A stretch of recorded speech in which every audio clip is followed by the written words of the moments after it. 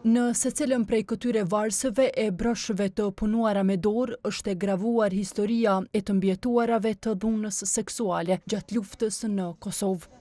Punimet e tilla bartin djersën e mundin e grave që me gjithë dhimbjen në për të cilën kanë kaluar, kanë gjetur forcën që të ngrihen e të dalin në ndihmë familjeve të tyre. Aksesor të tillë e produkte të tjera artizanale e agrikulturore janë ekspozuar të hënën në panairin e fuqizimit që do të jetë i hapur për 3 ditë në kryeqytet.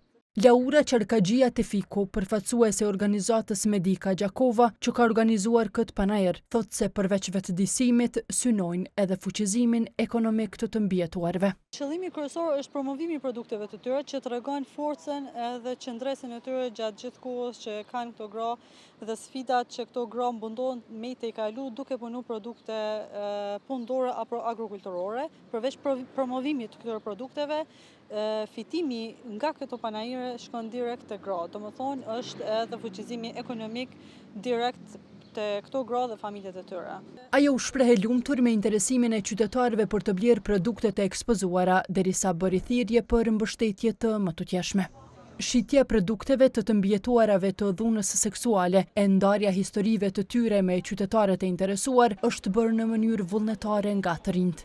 Njëri prej tyre ishte edhe Etnik Dulja që në panair kujdesej për produktet agrikulturore. Kisha pas qef që sa ma shumë këto me ushit, me qakullu edhe gratë që në tardmen me pas mundësi mu ngrit në bizneset të tyre, në kapacitetet e bizneseve të tyre dhe me qenë sa ma kreative, më produktive.